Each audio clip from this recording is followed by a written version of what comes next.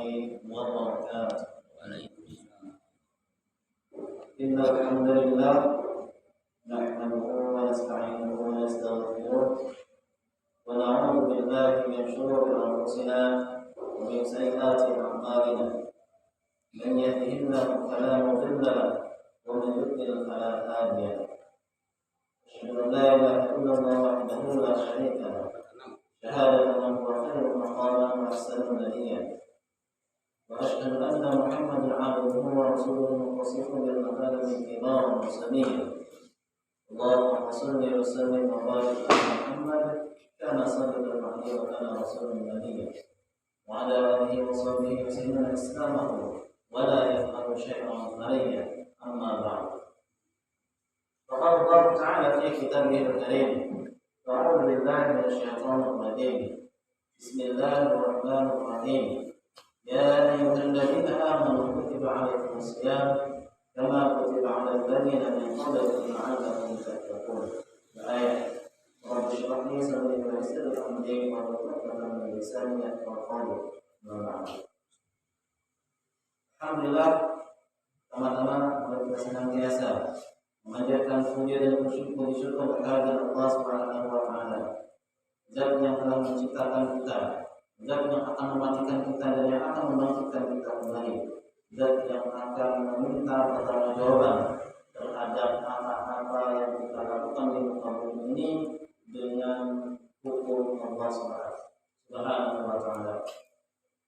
Salam serta salam senantiasa selalu tercurah kepada junjungan alam Rasulullah sallallahu alaihi wasallam beserta para sahabat dan juga beliau yang kiamat. Semoga kita yang berhadir di majelis ilmu ini mendapat syafaat dari baginda Rasulullah sallallahu alaihi wasallam. Amin Allahumma amin. Mungkin sebelumnya saya mengucapkan terima kasih kepada jazakallahu khairan terus salat imam yang telah memberikan kesempatan kepada Allah untuk mengikuti bicara saya. Dan sini segera kami berbagi ilmu saja, tidak bicara ini, sudah berbagi ilmu apa yang baik. Bapak Ibu rahimahullah, kita tentunya patut bersyukur kepada Allah Subhanahu wa Ta'ala.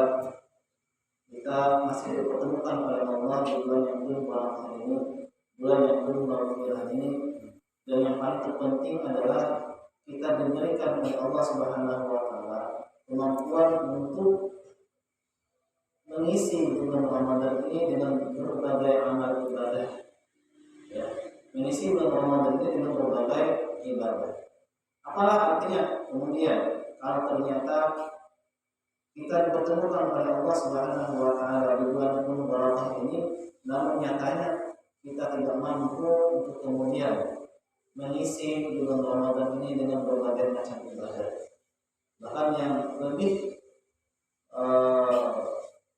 menyakitkan lagi, yang lebih kemudian memprihatinkan lagi adalah malah kemudian kita terjerumus melakukan berbagai kemaksiatan di bulan penuh barakah.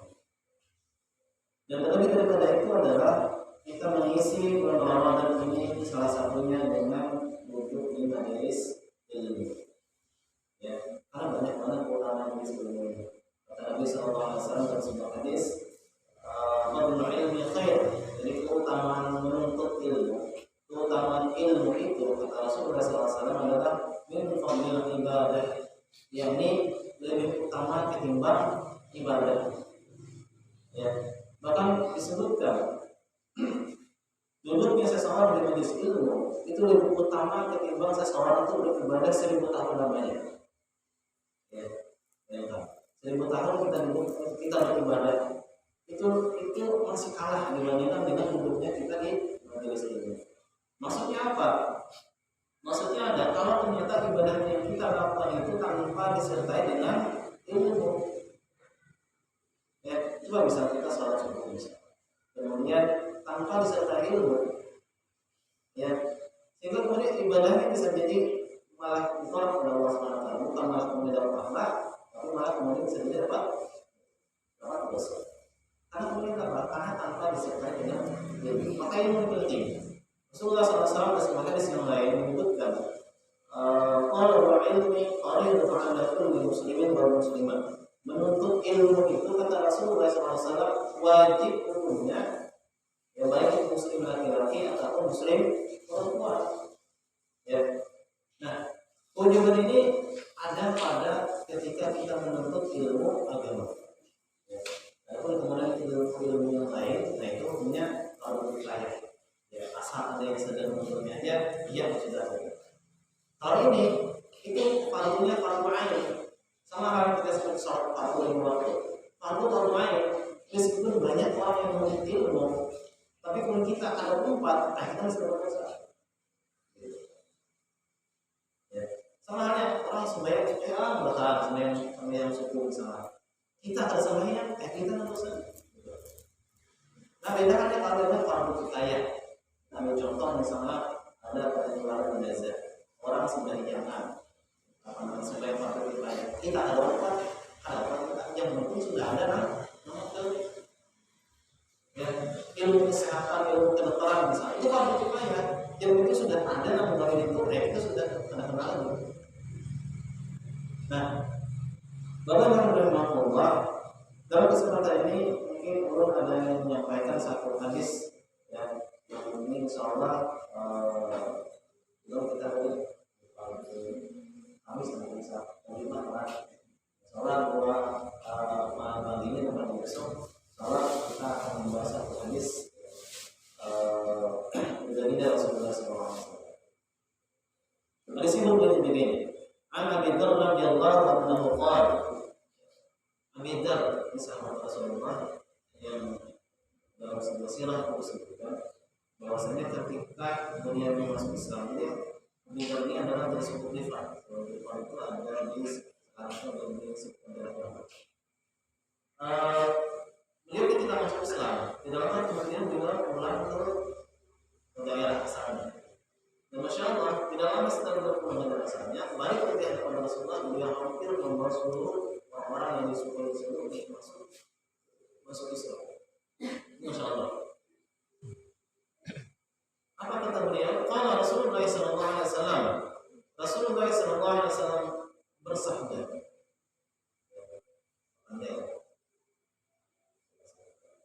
Nah, bagaimana rahmatullah? Kalau kemudian Rasulullah itu berbicara dan berbuat yang patut kita catat. Jadi ketika Rasulullah SAW itu sudah berandai ataupun beliau itu berbuat, maka tidak ada satupun apa yang keluar dari mulut beliau, tidak ada satupun yang keluar dari lisan dari Rasulullah SAW. Dan apa yang beliau berbuat itu dasarnya adalah hawa nafsu. Tidak ada dorongan itu hawa nafsu, tidak ada satupun. Apapun aktivitas beliau, mulai dari bangun tidur sampai tidur kembali karena berfungsi juga, itu tidak ada satupun yang kemudian didasarkan pada hawa nafsu. Semuanya didasarkan pada tuntunan wahyu. Dan ini dijamin oleh Allah. Apa kata Allah dalam Al-Quran? Wa ma yantiqu 'anil hawa illa. Ya, tidaklah apa yang dilakukan oleh Rasulullah, tidak ada apa yang diucapkan beliau berbuat itu tidak ada kecuali illa wahyu yuha, kecuali semuanya itu, semua yang diperbuat oleh Rasul, semua yang dibicarakan Rasul itu tuntunannya wahyu, illa wahyu yuha, semua itu wahyu. Tidak ada yang didasarkan pada kepentingan pribadi misalnya, ya keluarga misalnya, tidak ada misalnya Rasulullah misalnya ketika beliau wafat itu kemudian menuju anaknya untuk menjadi pengganti beliau misalnya, enggak. Atau misalnya beliau karena tidak punya anak laki-laki karena urus ya anak laki-laki, kemudian menunjuk ponakannya Ali bin Abi Thalib sebagai penerus beliau misalnya. Ya. Kayak kemarin kan Ahmad kalau sekarang nah semuanya itu sekali didasarkan pada wahyu. Makanya kemudian kalau Bapak Ibu pernah mendengar misalnya ada kalimat seperti ini misalnya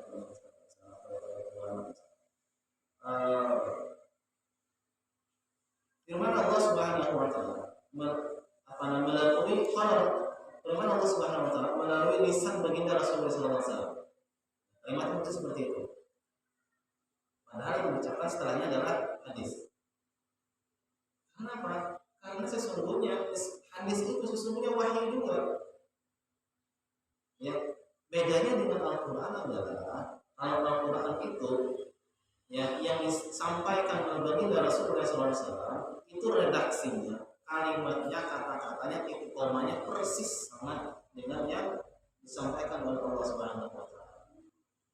Tapi kalau kemudian hadis, perkataan Rasul sendiri itu adalah wahyu juga, tetapi redaksinya itu langsung dari Rasulullah SAW sendiri. Diolah redaksinya itu oleh Rasulullah. Ibaratnya kalau kita analogikan, belum ada di sini. Kemudian Bapak Ibu sampaikan ke orang lain, persis kalimatnya persis, titik komanya persis. Maka seperti umat Al-Quran. Ada hadis, ulun Bapak di sini, yang sampaikan lagi ke orang lain dengan bahasa Bapak Ibu sendiri. Nah itu seperti hadis analoginya. Maka sesungguhnya sekali lagi apa yang Rasulullah SAW sampaikan itu sesungguhnya adalah wahyu dan pasti benar. Jadi tidak ada satu pun kemudian yang keluar dari lisan baginda Rasulullah SAW itu satu kebohongan. Ya, hatta itu tidak masuk akal sekalipun. Ya, hatta itu tidak masuk akal sekalipun. Kita ambil contoh misalnya, Bapak Ibu hadirin rahimahullah, suatu ketika terjadi peperangan antara koalisi orang-orang kafir Arab pada saat itu. Kita kenal koalisi itu istilahnya dengan Azab. Kemudian pada saat itu Rasulullah SAW membangun Taif, sehingga kemudian perang tersebut dengan istilah perang Khandaq. Nah, itu Rasulullah dan kaum muslimin itu dikepung dari seluruh hampir dari seluruh sisi dengan kekuatan orang-orang kafir Quraisy dan gerombolannya pada saat itu berjumlah sekitar 10.000 orang. Adapun kaum muslimin jumlahnya pada saat itu cuma 3.000 orang. Dikepung Madinah itu. Ketika dikepung, itu 3.000 itu sudah habis sudah kekuatannya itu, sudah seberapa di bawah sudah orang dari seorang kemudian serang di tempat ibadah wajib tempat.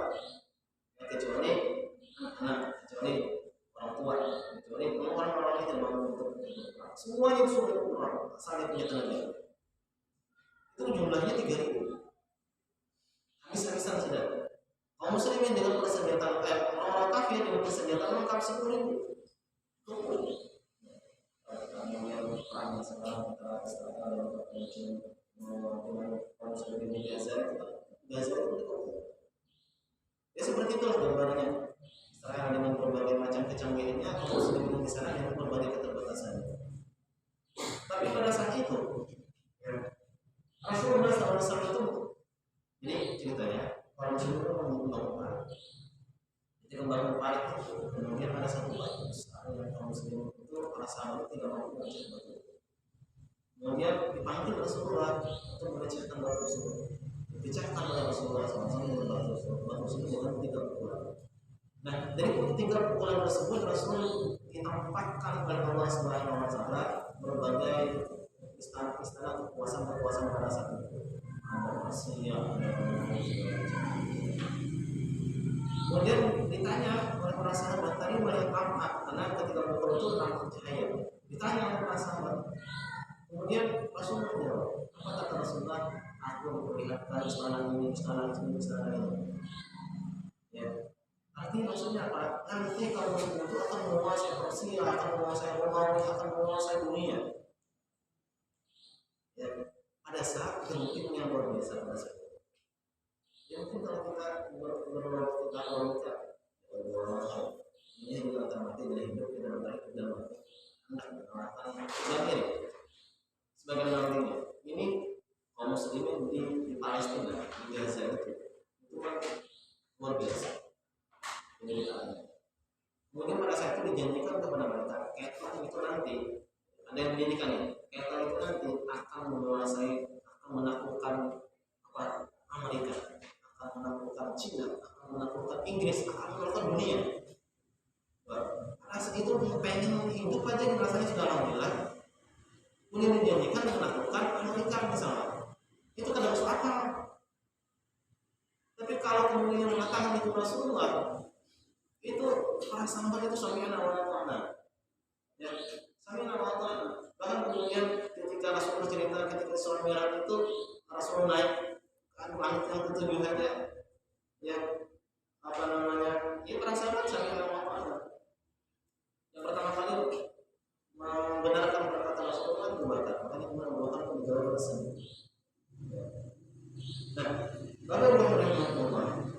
Jadi apa yang dikatakan oleh Rasulullah SAW itu pasti benar. Dan kita tidak boleh kemudian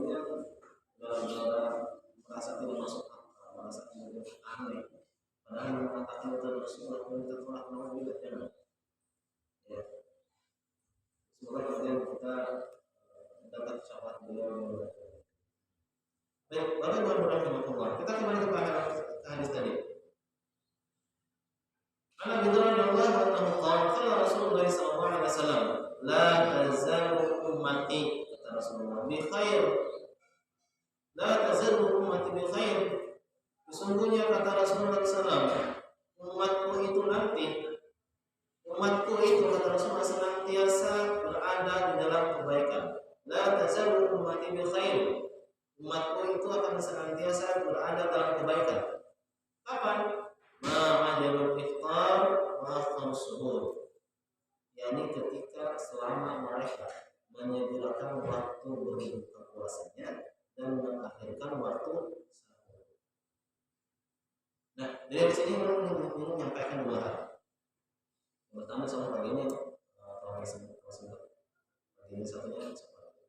Yang pertama adalah dari hadis tersebut adanya anjuran untuk apa? Untuk mempercepat waktu berbuka, untuk mempercepat berbuka puasa dan kemudian mengakhirkan sahur.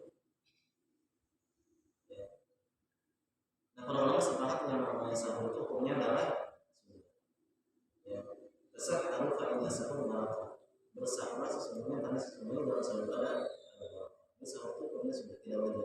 Jadi kalau kemudian kita kebetulan di saat bangunnya itu pas siang sudah Allah Akbar lah, hanya bangun tersambut tadi sahur. Nah, yang penting niat sudah itu gak apa-apa, sah sudah. Ya, makanya kemudian biasanya kan di beberapa musola itu imam tarawih itu mengajak yang lainnya untuk melaksanakan niat puasa. Tujuannya apa? Kalau ada jamaah yang siang bangun. Ya.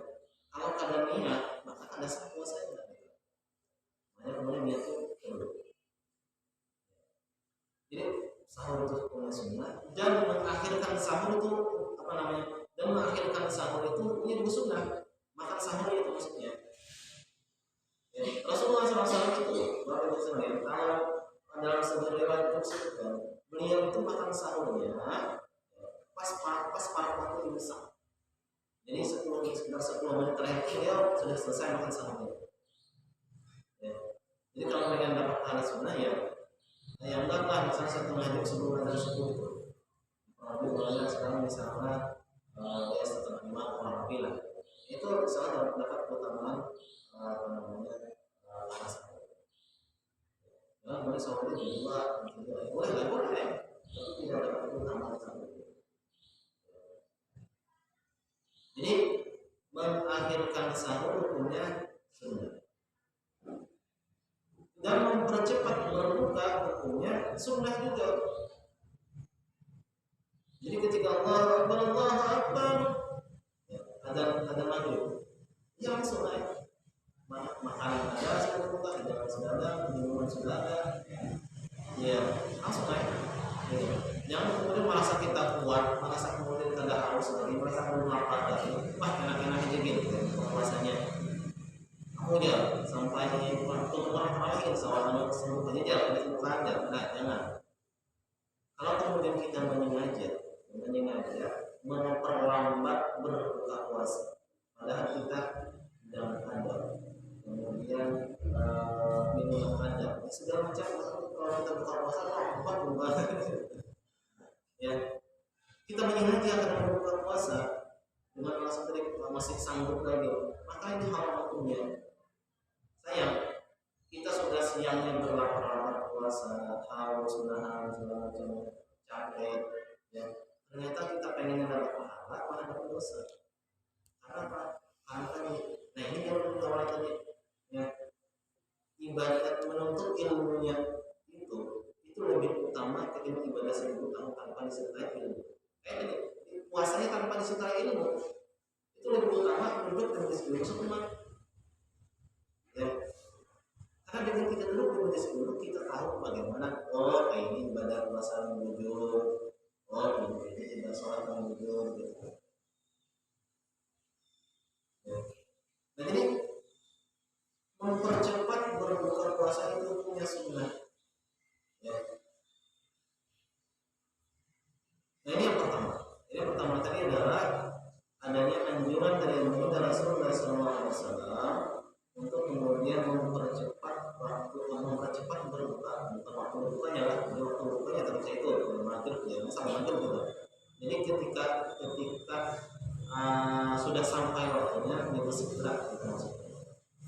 Jadi bersegera berbuka ketika sudah sampai waktunya dan kemudian bersegera mengakhirkan sahur ketika sudah sampai waktunya. Dan ini sudah dari baginda Rasulullah SAW. Ini yang pertama. Kemudian yang kedua, dari hadis Nabi SAW tersebut yang berbunyi tadi, la tazalu ummati muslimin ma'ajal akhbar wa akhbar subuh. Ini mengajarkan kepada kita bahwasanya Rasulullah SAW itu menghabarkan umat Islam itu akan senantiasa dalam kebaikan. Jadi kata Rasulullah tadi kan, la tazalu ummati bil khair. Umat Islam itu akan senantiasa dalam kebaikan selama mereka menjalankan sunnah dan menjauhi kebiasaan orang kafir. Ini kedua. Ya. Selama mereka menjalankan sunnah dan menyalahi kebiasaan daripada orang-orang kafir. Karena gini, hadis ini sebenarnya itu ada asbabul wurud ya. Asbabul wurud itu baru sebenarnya sebab turunnya hadis. Itu ada namanya asbabun nuzul, sebab turunnya ayat Al-Quran. Ya, ada sebabnya. Ya, itulah kenapa kemudian Al-Quran itu turunnya langsung. Al-Quran itu turunnya tidak disebut dengan sekitapan. Ya, kayak misalnya kitab-kitab umat terdahulu itu sekitapan.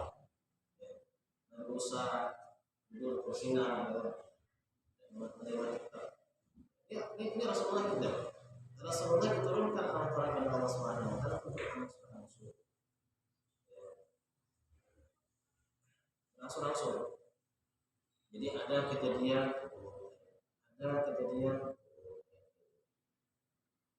Nah, makanya kemudian kejadian itulah yang kemudian disebut dengan asbabun nuzul, ya, sebab turunnya ayat.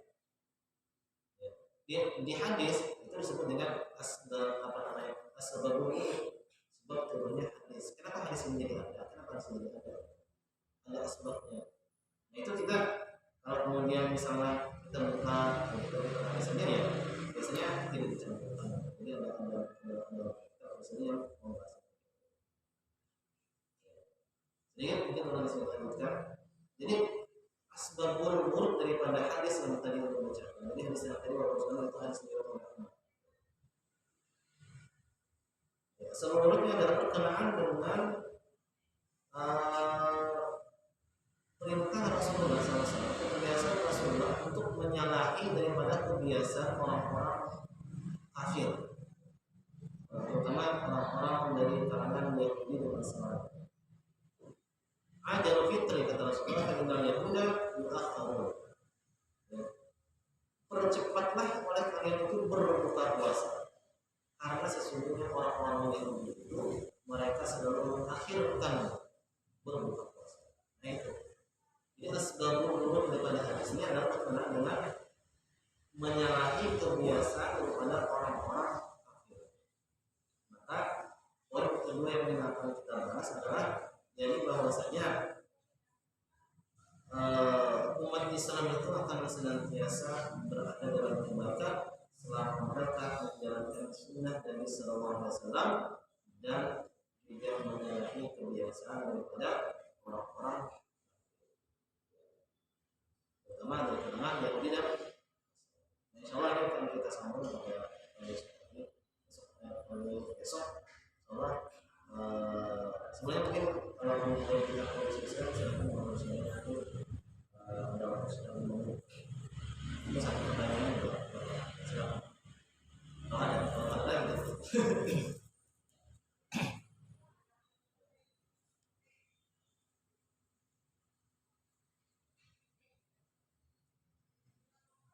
Ini ada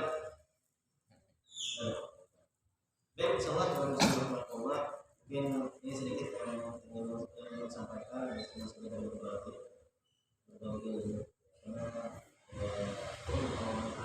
semoga belajar dari seorang itu ya jangan dakwah. Jadi karena dakwah itu adalah wajib. Baru dia itu mau pada kalian Rasulullah sampaikan bahwa oleh karena itu dari walaupun sampai. Jadi dakwah itu kita wajib apa yang kita sampaikan, apa yang kita tahu. Namun ini mencoba berbagi menyampaikan apa yang karena kalau tidak nanti diminta pertanggung jawaban nah mungkin ini saja warahmatullah insyaallah mudah-mudahan dalam waktunya dan puasa kita tahun ini mudah-mudahan lebih baik kita perbanyak seperti ini agar kualitas ibadah kita lebih meningkat daripada kemarin. Mungkin ini saja bisa saya sampaikan dan Allah mungkin untuk dengan istighfar kepada Allah. Sallallahu alaihi wasallam. Subhanallah wa bihamdihi asyhadu an la ilaha illa anta astaghfiruka wa atubu ilaik. Assalamualaikum warahmatullahi wabarakatuh.